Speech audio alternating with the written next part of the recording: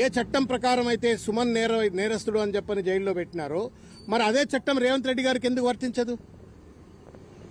లాగుల తొండలేస్తా అంటే రజాకార్ల భాష, పొట్ట చీల్చి పేగులు మెడలకేసుకు తిరుగుతా అంటే రౌడీ భాష, క్రిమినల్ భాష. అది తొక్కుతా అంటే క్రిమినల్ భాష. రాళ్లతో కొట్టండి అని చెప్పని కార్యకర్తలను ప్రేరేపిస్తే అది క్రిమినల్ భాష. ఏది పడితే అది, ఎవరిని పడితే అది ముఖ్యమంత్రి కుర్చీలో కూర్చొని ఏది మాట్లాడినా అదేమో ప్రామాణికమైన భాష. సింగరేణి కాలనీస్ లో 1000 కోట్ల కుంభకోణాలు జరుగుతున్నాయి. అక్కడ ఉన్నటువంటి కార్మికులకు అనేక రకాలైన కష్టాలు నష్టాలు ఉన్నాయని చెప్పని సింగరేణి కాలనీస్ ను కాపాడుకోవాలనే ఉద్దేశంతో తను ఒక మాట అంటే అది మొత్తం నేరమైనట్టుగా తను జైల్లో పెట్టినారు. తెలంగాణ సమాజం ఆలోచించుకోవాల్సిన అవసరం ఉంది. ఒకవేళ సుమన్ గారు మాట్లాడింది తప్పే అయినట్టయితే రేవంత్ రెడ్డి మాట్లాడింది ఎందుకు తప్పు కాదు? ఆయన పైన ఎందుకు ఎఫ్ఐఆర్ చేయరు?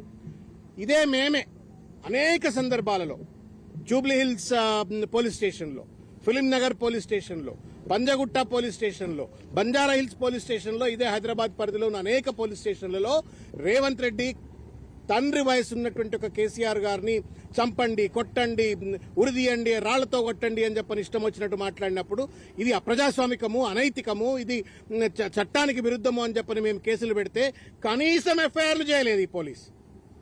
కనీసం ఎఫ్ఐఆర్ చేయలేదు రేవంత్ రెడ్డి గారి పైన. లేకపోతే ఇవాళ రేవంత్ రెడ్డిని ఆదర్శంగా తీసుకుని మాట్లాడుతున్నటువంటి ఒక ఆయన పేరేం పేరు అనిరుద్ రెడ్డి గాని, లేకపోతే జగ్గారెడ్డి గారు గాని, మైనంపల్లి హనుమంతరావు గారు గాని, ఇంకా చాలా మంది రేవంత్ రెడ్డి ఆదర్శ పురుషుడు అన్నట్టుగా ఇష్టం వచ్చినట్లుగా బూతులు మాట్లాడుతూ బెదిరింపులకు ఫత్వాలు జారీ చేస్తేనేమో వాళ్ల పైన కేసులు లేవు. అంటే ప్రత్యేకమైన చట్టం రేవంత్ రెడ్డి గారికి కాంగ్రెస్ పార్టీకి ఏమైనా అమలవుతుందా తెలంగాణలో?